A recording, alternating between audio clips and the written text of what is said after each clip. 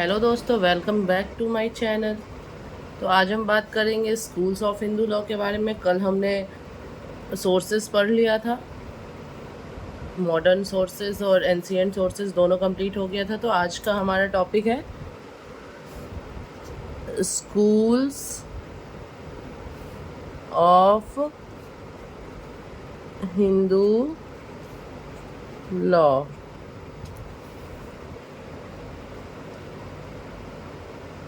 Schools मतलब कि ये नहीं कि जो हम लोग स्कूल जाते हैं पढ़ने के लिए, उस स्कूल के बारे में बात नहीं हो रही है। स्कूल्स ऑफ हिंदू लॉ मतलब कि रूल्स एंड रेगुलेशन जो होते हैं उसको हम लोग स्कूल्स कहते हैं।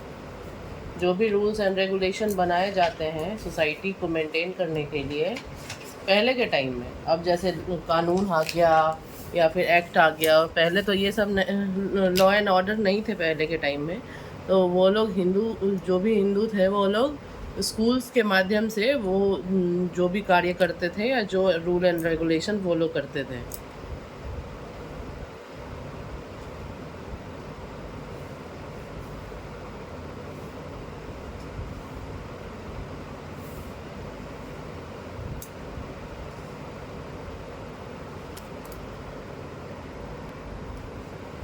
तो इसका पहला पॉइंट जो है वो है कि author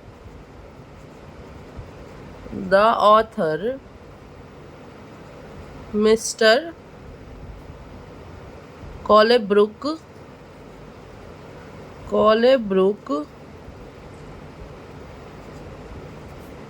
coined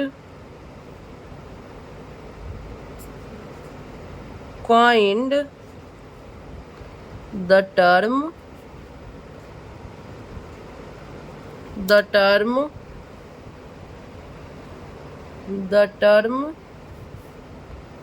schools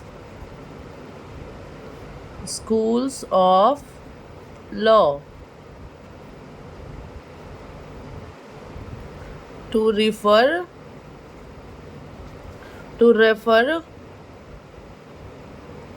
to different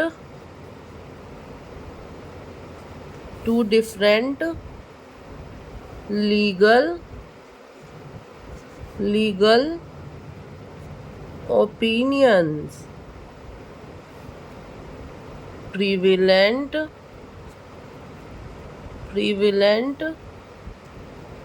in various parts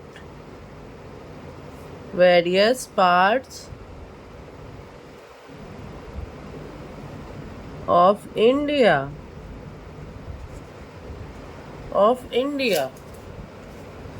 तो इस पॉइंट में कहता है कि एक ऑथर थे मिस्टर कूलब्रुक, जो कि बात करते हैं the term school of law के बारे में, जो कि रिफर करता है डिफरेंट लीगल ओपिनियन के बारे में बात करता है। और वो पूरे वेरियस पार्ट ऑफ इंडिया में ये लीगल ओपिनियन के बारे में बात करता है। उसको हम लोग स्कूल्स कहते हैं।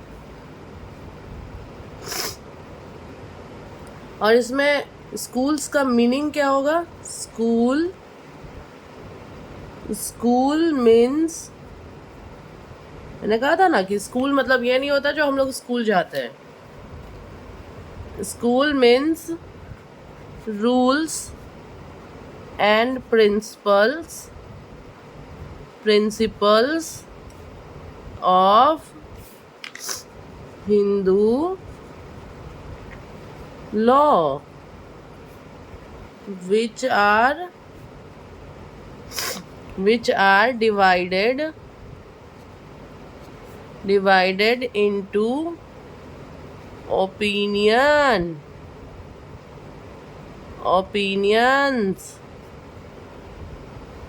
prevalent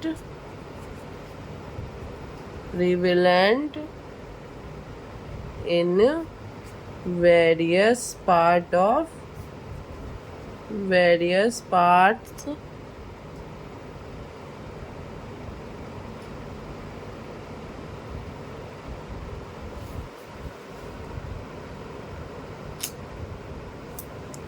sorry schools Schools means school means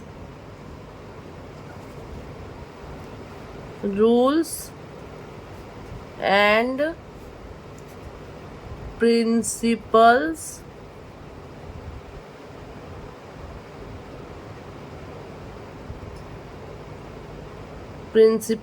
of Hindu law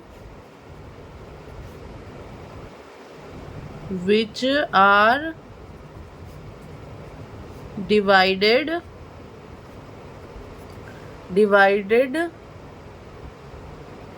into opinion and are not codified. ये स्कूल्स मीन्स जो होता है वो रूल्स के बारे में बात कर, रूल्स और जो भी प्रिंसिपल्स हैं हिंदू लॉ के वो डिवाइडेड इनटू ओपिनियंस हैं और वो कॉडिफाइड नहीं है, तो वैसे उसी को स्कूल्स कहते हैं हम लोग। तो थर्ड पॉइंट इसका क्या है? ही noticed that the rules of Hindu law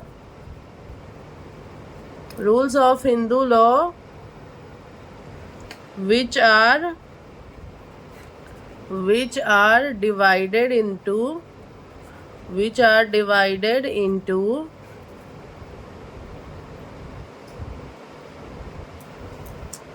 rules of Hindu law vary from place to place and lack uniformity। तो इसमें जो है वो रूल्स जो है हिंदू लॉ का वो डिफरेंट हो जाता है जगह जगह के अनुसार, और वो जो है वो यूनिफॉर्म नहीं होता है, सब जगह एक जैसा नहीं होता है, सब जगह डिफरेंट रूल्स हो जाते हैं प्लेसेस के हिसाब से। For the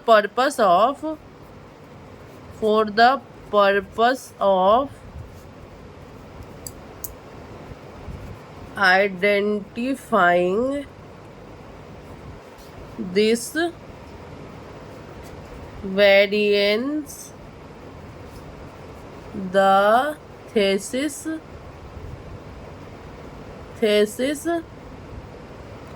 of the school of Hindu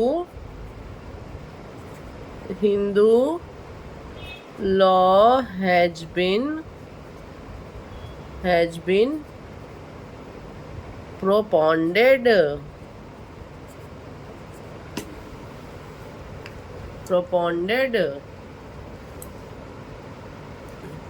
बात करता है कि identifying this variance the thesis of schools of Hindu law was प्रोपोंडेड।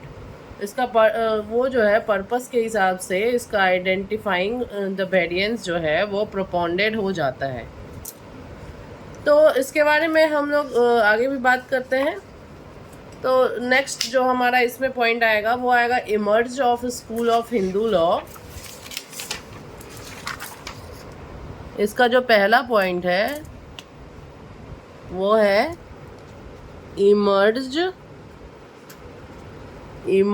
Of schools of Hindu law. तो emerge of school of Hindu law कहता है कि हिंदू लॉ के स्कूल का उदय कैसे हुआ। तो चलिए इसके बारे में हम लोग जानते हैं। तो emerge of school of Hindu law जो है पहला इसका जो पॉइंट है चलिए वो लिखते हैं। Originally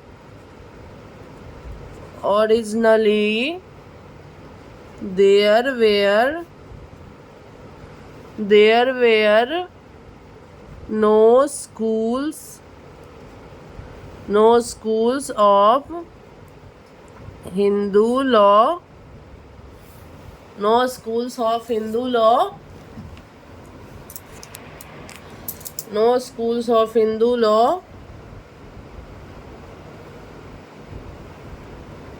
of Hindu jurisprudence.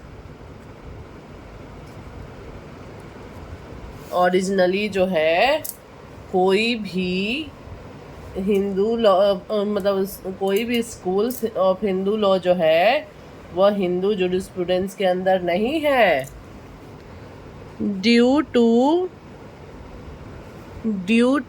The emergence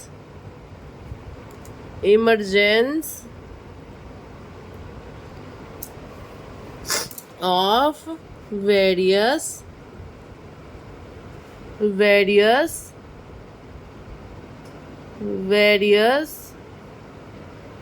commentaries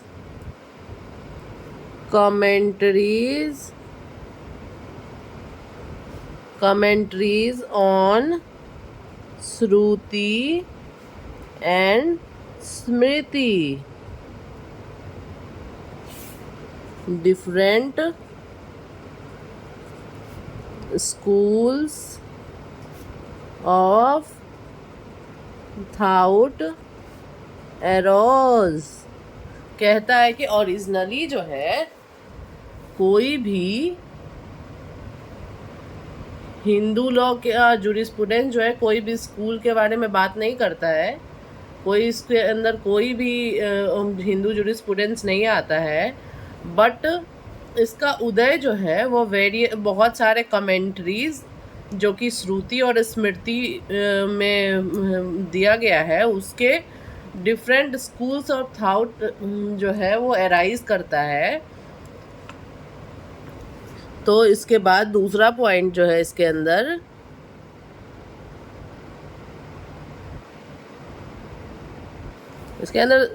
श्रुतिज वगैरह के बारे में तो आप लोग जानते ही हैं, पहले हम लोग पढ़ चुके हैं।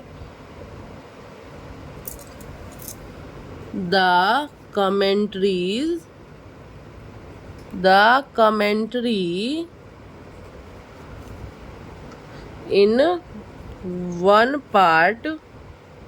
in one part of the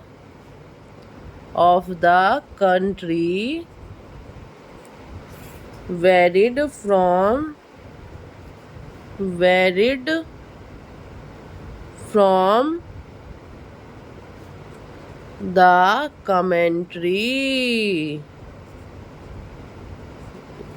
varied from the commentary in the other parts of the country। Commentary जो है वो एक तरह का पूरे देश का जो है वो वेरिड है, अलग अलग है, और कमेंट्री जो है other parts of the country है। अच्छा, एक पार्ट का और दूसरे पार्ट का जो कमेंट्रीज है वो दोनों अलग अलग होता है। चलिए एक केस के बारे में बात कर लेते हैं। इन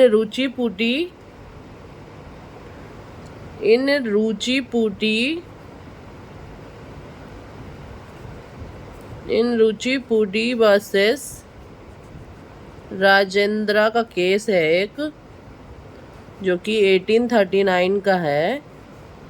तो इस केस में जो है उस टाइम प्रीवी काउंसिल होता था, तो प्रीवी काउंसिल बात करता है the Privi council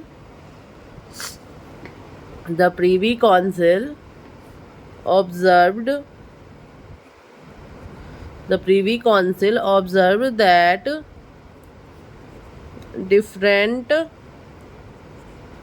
different schools of Hindu law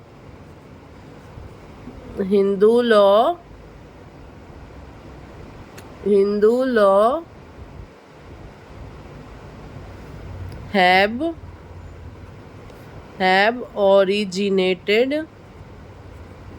originated because of different local customs, different local customs prevailing in different parts of India, parts of India.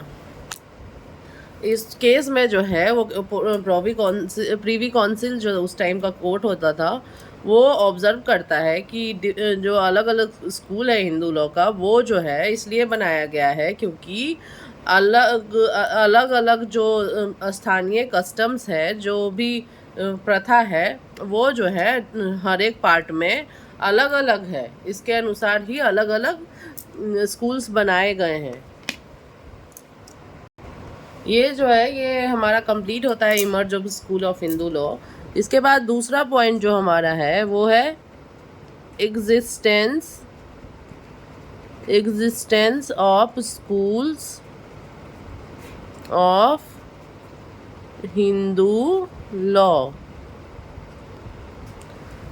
Hindu कानून के स्कूल का अस्तित्व क्या है? इसका मतलब क्या हुआ, हिंदू कानून के स्कूल का अस्तित्व क्या है? तो इसका पहला पॉइंट जो है वो है in the codified of Hindu law there is no scope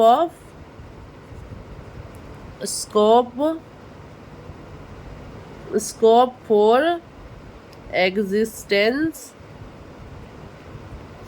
of schools as the codified Hindu law lays down uniform law for all Hindu. कहता है कि जो कॉडिफाइड हिंदू लॉ बना उसके अंदर कोई भी स्कोप नहीं दिया गया है वो स्कूल ऑफ हिंदू लॉ के अस्तित्व का। ये जो है कॉडिफाइड हिंदू लॉ जो है वो यूनिफॉर्म लॉ है फॉर ऑल हिंदू, मतलब जितने भी हिंदू हैं उनके लिए एक ही लॉ है। ये नहीं है कि अलग अलग लॉ बनाया गया है सभी के लिए। और दूसरा पॉइंट जो है वो क्या है, the school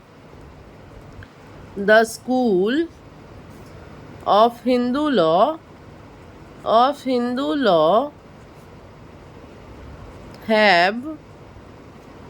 have relevance only in respect of the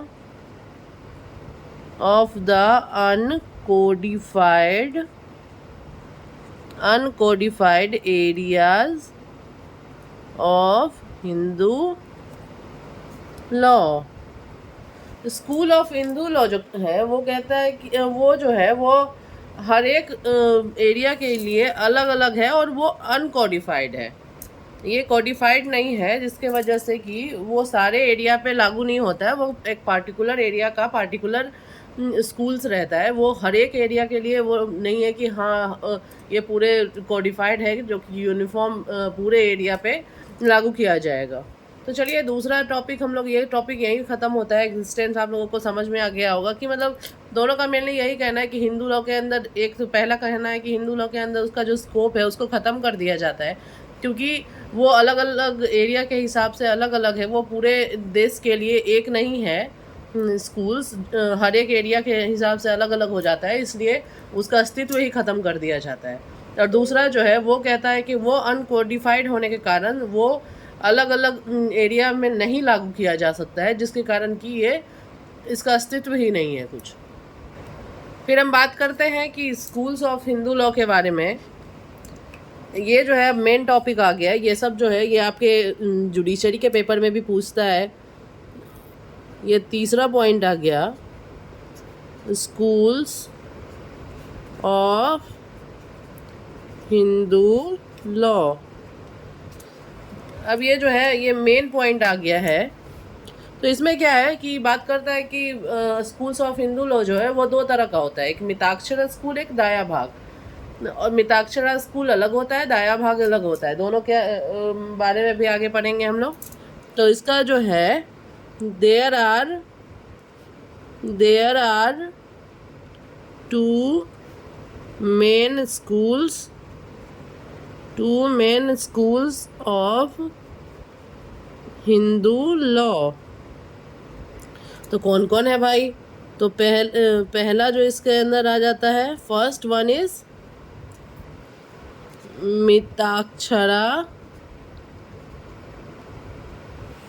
Mitakshara school, और सेकेंड वन इज दाया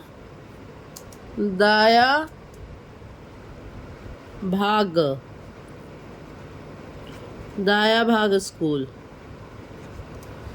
ये दोनों स्कूल्स आ जाते हैं इसके अंदर। तो आज के लिए इतना ही। अब कल हम लोग इस टॉपिक को आगे कंप्लीट करेंगे। कल हम लोग ये दोनों स्कूल्स के बारे में डीपली पढ़ेंगे, दाया भाग और मिताक्षरा और दाया भाग के बारे में। फिर हम लोग बात करेंगे मिताक्षरा के फीचर्स के बारे में, उसके जितने भी सब स्कूल्स हैं उसके बारे में।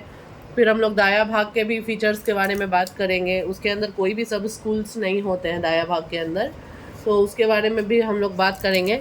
तो चलिए आज के लिए इतना ही। Okay, thank you so much. और प्लीज़ आप लोग मेरे चैनल को ज़रूर सब्सक्राइब करें, क्योंकि आप लोगों के सपोर्ट से ही मैं आगे बढ़ूँगी। Okay, thank you so much.